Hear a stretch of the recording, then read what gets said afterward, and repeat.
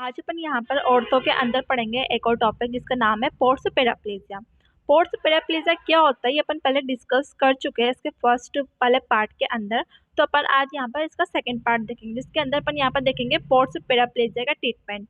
Pores paraplegia क्या होता है, इसकी डेफिनेशन, इसकी pathology, types, clinical features, grades कितनी होती है और इसका इन्वेस्टिगेशन अपन इसके फर्स्ट वाले पार्ट के अंदर डिस्कस कर चुके हैं।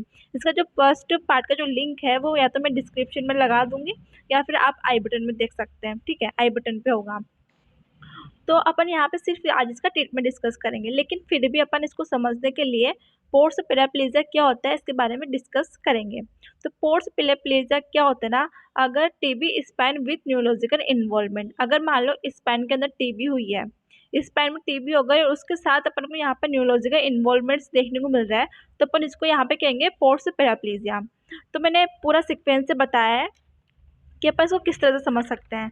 तो अपन को पोर्स पैराप्लेजिया को समझने से पहले अपन को ये याद होना चाहिए कि टीबी स्पाइन क्या होता है, स्पाइन के अंदर टीबी क्या होता है, और उससे भी पहले अपन को ये याद होना चाहिए कि टीबी का मतलब क्या होता है। ठीक है, तो अपन यहाँ पे पूरा देखेंगे। तो टीबी का मतलब होता है ट्यूबरकुलोसिस। ठीक है, इसकी फुल फॉर्म होती है ट्यूबरकुलोसिस, को शॉर्ट में कहते हैं टीबी। तो अपन सबको पता है जो ट्यूबरकुलोसिस है वो लंग्स के अंदर या फिर लिम्फ नोड्स के अंदर अपन को देखने को मिलता है, और सबसे ज़्यादा कॉमन इन्फेक्शन है ये डेवलपिंग कंट्रीज़ के अंदर। और जो ट्यूबरकुलोसिस होता है ना वो सबसे पहले होता है बॉडी के अंदर, लंग्स और लिम्फ नोड्स के अंदर। उसके बाद ये यहाँ से फैलता हुआ धीरे धीरे बोन एंड जॉइंट्स के अंदर पहुँच जाता है, जो कि इसकी नेक्स्ट कॉमन साइट होती है। तो सबसे पहले तो कौन सी साइड पे ये जाएगा लंग्स और लिम्फ नोड्स के अंदर, उसके बाद ये फैलेगा बोन एंड जॉइंट्स के अंदर। तो ये तो हो गया ट्यूबरकुलोसिस का मतलब। उसके बाद यहाँ पर है ट्यूबरकुलोसिस ऑफ द स्पाइन। ठीक है, स्पाइन के अंदर ट्यूबरकुलोसिस हो गया, और अगर स्पाइन के अंदर ट्यूबरकुलोसिस होगा तो उसको अपन यहाँ पर पोर्स डिजीज भी कह सकते हैं। तो पोर्स डिजीज क्या होती है इसके बारे में डिस्कस करते हैं।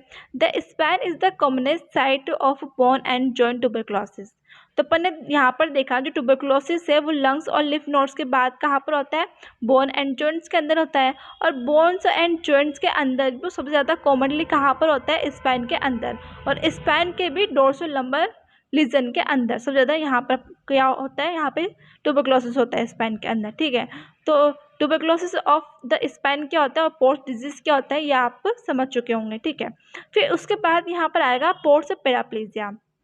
ठीक है, तो पोर्स पैराप्लेजिया का मतलब है स्पाइन में टीबी हुआ है, उसके साथ इसके अंदर अपन को यहाँ पर न्यूरोलॉजिकल इन्वॉल्वमेंट्स भी देखने को मिलते हैं।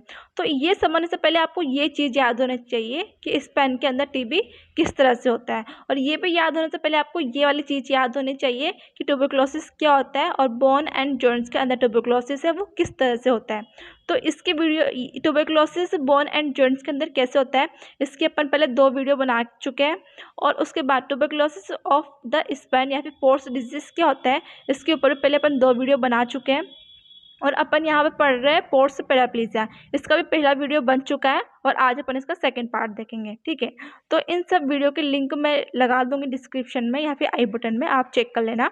तो आपको पहले ये अच्छे से याद होना चाहिए कि किस तरह से ट्यूबरकुलोसिस होता है, उसके बाद आप पढ़ना कि पोर्स पैराप्लेजिया का ट्रीटमेंट क्या होता है, जो कि अपन इस वाली वीडियो के अंदर डिस्कस करेंगे। अपन यहाँ पर स्टार्ट करते हैं इसके ट्रीटमेंट से कि अपन इसका ट्रीटमेंट किस तरह से करेंगे। तो इसके अंदर आता है प्रिंसिपल ऑफ ट्रीटमेंट, और प्रिंसिपल ऑफ ट्रीटमेंट के अंदर अपन पढ़ेंगे यहाँ पर AIIMS of treatment R S follow. जो अपन ट्रीटमेंट कर रहे हैं इसका एम क्या होगा, क्योंकि हर एक डिजीज़ का ट्रीटमेंट करने का एक एम होना चाहिए कि अपन को क्या चीज़ें अचीव करनी है, क्या चीज़ें अपन को ठीक करनी है। तो इसके यहाँ पर 3 एम्स दिए हुए हैं इस डिजीज़ के। तो पहला है to promote recovery of the affected neural tissues by reversing the cause responsible for compression either by drug और बाय ऑपरेशन। तो ड्रग या फिर ऑपरेशन से कंप्रेशन के लिए जिम्मेदार कोज को रिवर्स करके अफेक्टेड न्यूरल टिश्यूज के रिकवरी को प्रमोट करेंगे। तो अपना एक एम क्या होगा यहाँ पर कि जो भी अफेक्टेड न्यूरल टिश्यूज़ है उसकी रिकवरी को प्रमोट करना। और किस तरह से प्रमोट करेंगे, जो भी मतलब किसी भी कारण से या फिर जिस भी कारण से कंप्रेशन हो रहा है ना उसको ठीक करके। ठीक है, तो ये एक तो अपना एक एम हो गया कि रिकवरी को प्रमोट करना। सेकंड अपना एम होता है to achieve healing of the vertebral lesion and to support the spine till the diseased segment become stable. ठीक है, तो अपना यहाँ पे सेकंड एम ये है कि वर्टिब्रल लीजन की हीलिंग करवाना, और डिजीज्ड सेगमेंट जब तक स्टेबल नहीं हो जाता स्पाइन को सपोर्ट देना। ठीक है, तो अपना सेकंड एम ये हो गया कि अपन को स्पाइन को सपोर्ट देना है और यहाँ पर वर्टिब्रल जो लीजन हो गया है उसकी हीलिंग करवानी है। तो सेकंड वाला यहाँ पर अपना एम होता है वो है to undertake rehabilitative measures to prevent contracture and to regain strength in the affected part. जो कॉन्ट्रैक्चर को प्रिवेंट करने के लिए और अफेक्टेड पार्ट की स्ट्रेंथ को रिगेन करने के लिए रिहेबिलिटेटिव मेजर्स करना। ठीक है, तो थर्ड एम अपना ये हो गया कि रिहेबिलिटेटिव मेजर्स करना कॉन्ट्रैक्चर को प्रिवेंट करने के लिए और अफेक्टेड पार्ट की स्ट्रेंथ करवाने के लिए। ठीक है, तो अपने 3 एम हो गए। पहला एक एम हो गया रिकवरी को प्रमोट करना, सेकंड हो गया हीलिंग को अचीव करना और थर्ड हो गया इसका रिहेबिलिटेटिव मेजर्स करना। ठीक है, फिर उसके बाद यहाँ पर लिखा हुआ है इस एम्स के अलावा ट्रीटमेंट में भी divided into conservative and operative. तो ट्रीटमेंट अपन यहाँ पर इस डिजीज़ का 2 तरीके से कर सकते हैं। एक तो अपन कर सकते हैं कंजर्वेटिव ट्रीटमेंट और अपन एक कर सकते हैं ऑपरेटिव ट्रीटमेंट। कंजर्वेटिव ट्रीटमेंट के अंदर अपन किसी भी तरह की ऑपरेशन नहीं करेंगे, सर्जरी परफॉर्म नहीं करेंगे, दवाई एक्सरसाइज से अपन यहाँ पर इसका ट्रीटमेंट करेंगे। और ऑपरेटिव ट्रीटमेंट के अंदर अपन यहाँ पर ऑपरेशन परफॉर्म कर सकते हैं। All cases of porous paraplegia must be treated under supervision after admission to a hospital। तो यहाँ पर ये बोल रहा है कि हॉस्पिटल में एडमिशन के बाद जब पेशेंट जो है वो हॉस्पिटल में चला जाएगा तो उसके बाद पोर्स पैराप्लेजिया के सभी केसेस का ट्रीटमेंट सुपरविजन के अंडर किया जाना चाहिए। ठीक है, तो अब आता है इसका कंजर्वेटिव ट्रीटमेंट। ठीक है, पहले अपन पढ़ेंगे कंजर्वेटिव ट्रीटमेंट, उसके बाद अपन पढ़ेंगे यहाँ पर इसका ऑपरेटिव ट्रीटमेंट। तो कंजर्वेटिव ट्रीटमेंट के अंदर अपन क्या क्या कर सकते हैं। Anti tubercular chemotherapy forms the मेनस्टे of treatment. Anti tubercular chemotherapy treatment का मेनस्टे है। ठीक है, तो अपन यहाँ पर एंटी ट्यूबरकुलर कीमोथेरेपी करवाते हैं कंजर्वेटिव ट्रीटमेंट के अंदर।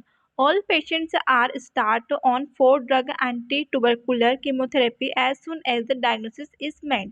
तो डायग्नोसिस होते ही सभी पेशेंट की 4 drug anti tubercular chemotherapy start करवा दी जाती है। ठीक है, उसके बाद the spine is put to absolute rest by a sling traction for the cervical spine and bed rest for the dorsolumbar spine. ठीक है, तो सर्वाइकल स्पाइन के लिए स्लिंग ट्रैक्शन और डोर्सोलंबर स्पाइन के लिए अपन यहाँ पे बेड रेस्ट से स्पाइन को रेस्ट देते हैं। ठीक है, अगर सर्वाइकल स्पाइन है तो अपन यहाँ पे स्लिंग ट्रैक्शन का यूज़ करेंगे, अगर डोर्सोलंबर स्पाइन है तो अपन पेशेंट को बेड रेस्ट करने के लिए कहेंगे। फिर उसके बाद यहाँ पर आता है during treatment repeated neurological examination of the limbs is carried out to detect any deterioration और improvement in the neurological status. तो यहाँ पर इसके अंदर ड्यूरिंग ट्रीटमेंट अपन क्या करते हैं ना, ड्यूरिंग ट्रीटमेंट न्यूरोलॉजिकल स्टेटस में किसी भी तरह की गड़बड़ी को और इम्प्रूवमेंट का पता लगाने के लिए अपन यहाँ पर जो लिम्स होते हैं ना उसका रिपीटेटिव न्यूरोलॉजिकल एग्जामिनेशन किया जाता है। ठीक है, तो अपन क्या करेंगे कंजर्वेटिव ट्रीटमेंट के अंदर अपन रिपीटेटिव न्यूरोलॉजिकल स्टेटस का एग्जामिनेशन करेंगे कि वहाँ पर क्या इम्प्रूवमेंट हो रहा है और क्या गड़बड़ी हो रही है, क्या चीज़ें खराब हो रही है, कितना इम्प्रूवमेंट हो रहा है, इस चीज़ को चेक करने के लिए अपन यहाँ पर एग्जामिनेशन करते रहेंगे टाइम टू टाइम रिपीटेड। ठीक है, उसके बाद है if paraplegia improve the conservative treatment is continue. अगर मान लो अपन यहाँ पर कंजर्वेटिव ट्रीटमेंट कर रहे हैं और कंजर्वेटिव ट्रीटमेंट के अंदर पैराप्लीजिया जो है वो इम्प्रूव हो रहा है तो अपन इससे ट्रीटमेंट को आगे कंटिन्यू करेंगे। अगर ये सही नहीं होता है तो अपन फिर उसके बाद ऑपरेशन के ऊपर चले जाएंगे, ऑपरेटिव ट्रीटमेंट करेंगे। Patient is allowed to sit in the bed with the help of a beds as soon as the spine has gained sufficient strength. तो यहाँ पर अपन क्या करेंगे और फिर जैसे ही स्पाइन के अंदर सफिशेंट स्ट्रेंथ आ जाएगी, जो स्पाइन है वो सफिशेंट स्ट्रेंथ को गेन कर लेती है तो पेशेंट को अपन बेड्स की हेल्प से बेड पर बैठने को अलाउ किया जाता है। अगर मान लो स्पाइन के अंदर स्ट्रेंथ आ गई है सफिशेंट तो अपन पेशेंट को बोल देंगे कि आप बेड्स की हेल्प से बेड के ऊपर बैठ सकते हैं। Bracing is continue for a period of about 6 to 12 months। तो यहाँ पर अपन क्या करते हैं ना, बेड से लगभग 6 to 12 मंथ्स के पीरियड के लिए कंटिन्यू रखा जाता है। फिर उसके बाद ये तो हो गया कंजर्वेटिव ट्रीटमेंट कि अपन ने क्या क्या किया। उसके बाद यहाँ पर आता है ऑपरेटिव ट्रीटमेंट की बात। तो यहाँ पर ऑपरेटिव ट्रीटमेंट के अंदर लिखा हुआ है if paraplegia does not improve at the satisfactory rate और if it is actually deteriorate surgical intervention is indicated. ठीक है, तो अगर मान लो यहाँ पर अगर पैराप्लीजिया सेटिस्फैक्ट्री रेट से इम्प्रूव नहीं होता है और अगर वो एक्चुअल में ही ख़राब हो जाता है वो केस, तो अपन यहाँ पर सर्जिकल इंटरवेंशन को इंडिकेट किया जाता है। तो अपन यहाँ पर सर्जिकल इंटरवेंशन करेंगे अगर वो केस जो है वो कंजर्वेटिव ट्रीटमेंट से ख़राब हो जाता है या फिर उससे सही नहीं हो पा रहा है, तो अपन यहाँ पर ऑपरेटिव ट्रीटमेंट करना स्टार्ट करेंगे। यहाँ पर अपन पढ़ेंगे इसके इंडिकेशन कि अपन किस किस कंडीशन के अंदर सर्जरी करवा सकते हैं। ये अपन ऑपरेटिव ट्रीटमेंट के अंदर ही पढ़ रहे हैं। Following are the indication for surgery considered suitable in most centres. तो यहाँ पर है मोस्ट सेंटर्स में सुटेबल माने जाने वाली सर्जरी के इंडिकेशन यहाँ पर बताए हुए हैं। यहाँ पर इंडिकेशन दिए हुए हैं, 3 तरह के इंडिकेशन है जिसके अंदर अपन यहाँ पर सर्जरी परफॉर्म कर सकते हैं। एक तो हो गया एब्सोल्यूट इंडिकेशन, एक हो गया रिलेटिव इंडिकेशन और एक होता है रेयर इंडिकेशन। ठीक है, तो 3 इंडिकेशन अपन पढ़ेंगे जिसके अंदर अलग अलग तरह की सिचुएशंस आएगी। तो एब्सोल्यूट इंडिकेशंस के अंदर लिखा हुआ है paraplegia occurring during usual conservative treatment. Conservative treatment के दौरान होने वाला पैराप्लेजिया। ठीक है, मतलब कंजर्वेटिव ट्रीटमेंट अपन कर रहे थे और उसी टाइम वहाँ पर पैराप्लेजिया हो गया, तो ये भी एक तरह का इंडिकेशन है। दूसरा इंडिकेशन है पैराप्लेजिया गेटिंग वर्स और remaining stationary despite adequate conservative treatment. Adequate conservative treatment के बावजूद पैराप्लेजिया खराब होना या फिर स्थिर होना। कंजर्वेटिव ट्रीटमेंट होने के बावजूद भी कोई कंडीशन खराब हो जाए या फिर वो स्टेशनरी बनी रहे तो अपन वहाँ पर ऑपरेटिव ट्रीटमेंट के ऊपर आ सकते हैं। Severe paraplegia with rapid onset में indicates severe pressure from the mechanical accident और एब्सेस। ठीक है, तो यहाँ पर इसके अंदर लिखा हुआ है रैपिड ऑनसेट के साथ सीवियर पैराप्लेजिया एक मैकेनिकल एक्सीडेंट और एब्सेस से सीवियर प्रेशर का संकेत दे सकता है। तो ये भी एक तरह का इंडिकेशन है। ठीक है, इसके अंदर अपन यहाँ पर ऑपरेशन कर सकते हैं। Any severe paraplegia such as paraplegia in flexion, motor or sensory loss for more than 6 months, complete loss of motor power और more than desperate adequate conservative treatment। ठीक है, तो ये इसके अंदर लिखा हुआ है इस वाले इंडिकेशन के अंदर कोई भी सीवियर पैराप्लेजिया जैसे कि पैराप्लेजिया इन फ्लेक्शन, किसी भी तरह का सीवियर पैराप्लेजिया की बात हो रही है। कोई भी सीवियर पैराप्लेजिया जैसे कि पैराप्लेजिया इन फ्लेक्शन 6 मंथ से ज़्यादा मोटर और sensory loss, adequate conservative treatment के बावजूद 1 मंथ के लिए मोटर पावर का कंप्लीट लॉस। ठीक है, कंजर्वेटिव ट्रीटमेंट के बावजूद भी कंप्लीट लॉस हो रहा है मोटर पावर का, तो ये भी एक तरह का इंडिकेशन है। ठीक है, ऑपरेशन के लिए। उसके बाद यहाँ पर आता है paraplegia accompanied by uncontrolled spasticity or such severity that reasonable rest and immobilization are not possible। Paraplegia के साथ इतनी सीवियरिटी कि अनकंट्रोल स्पासिटी होती है, रिस्पॉन्सिबल रेस्ट और इमोबिलाइजेशन पॉसिबल नहीं होता है। ठीक है, तो ये भी एक तरह का इंडिकेशन है। उसके बाद यहाँ पर आता है रिलेटेड इंडिकेशन। ठीक है, तो रिलेटेड इंडिकेशन के अंदर आता है यहाँ पर conservative paraplegia even with paralysis that would cause no concern in the first attack. तो यहाँ पर लिखा हुआ है रिकरेंट पैराप्लेजिया यहाँ तक कि पैरालिसिस के साथ कि फर्स्ट अटैक में कोई चिंता नहीं होती।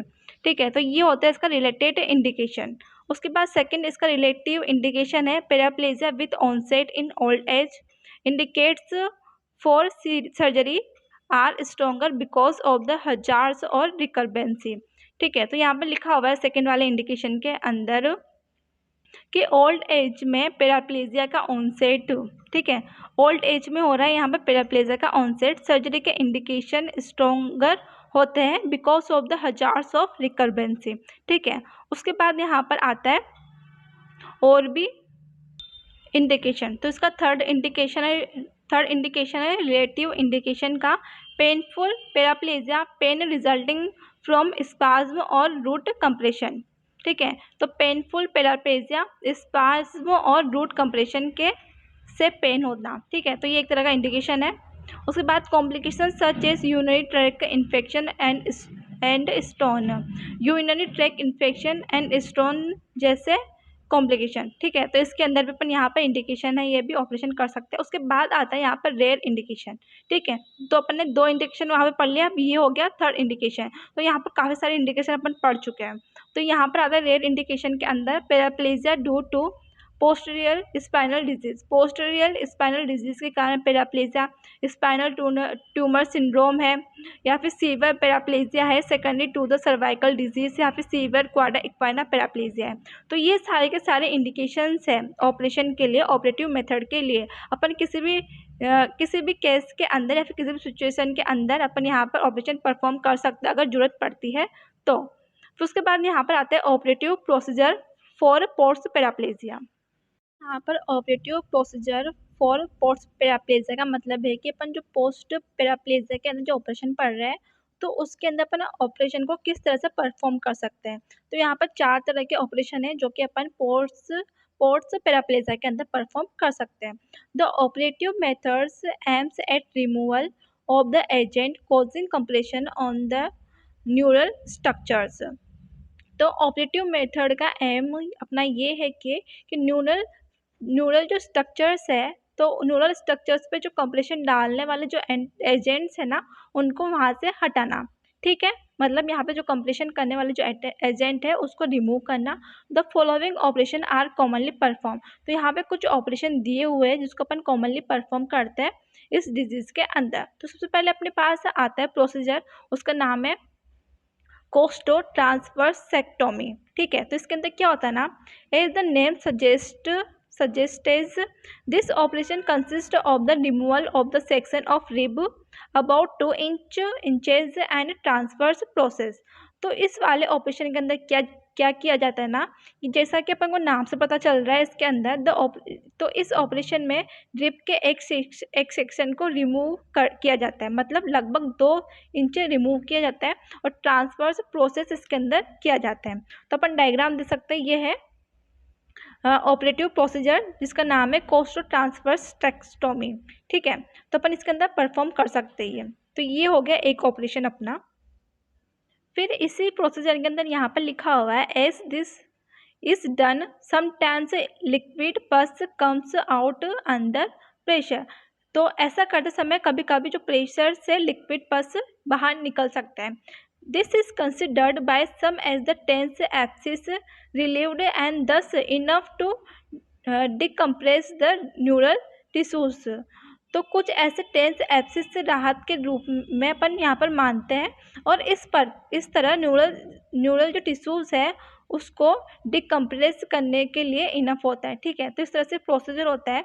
उसके बाद है it is indicates in a children with paraplegia and when a dense abscess is visible on X ray.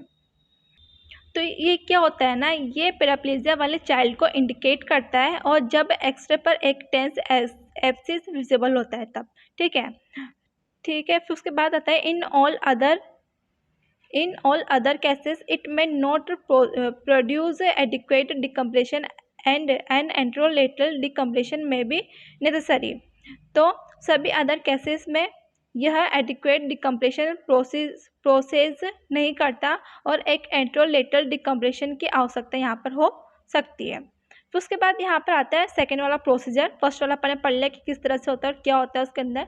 तो सेकेंड आता है यहाँ पर प्रोसीजर है जिसको अपन शॉर्ट में कहते हैं ALD, जिसकी फुल फॉर्म है एंट्रोलेटरल डिकम्प्रेशन। ठीक है, इसके अंदर अपन डिकम्प्रेशन करेंगे, डायग्राम आप देख सकते हैं यहाँ पर। तो इसके अंदर है this is the most commonly performed operation. इस ऑपरेशन को सबसे ज़्यादा कॉमनली परफॉर्म किया जाता है इस डिजीज़ के अंदर। In this operation the spine is opened from its lateral side and access is made to the front and side of the cord, thus it is called anterolateral decompression.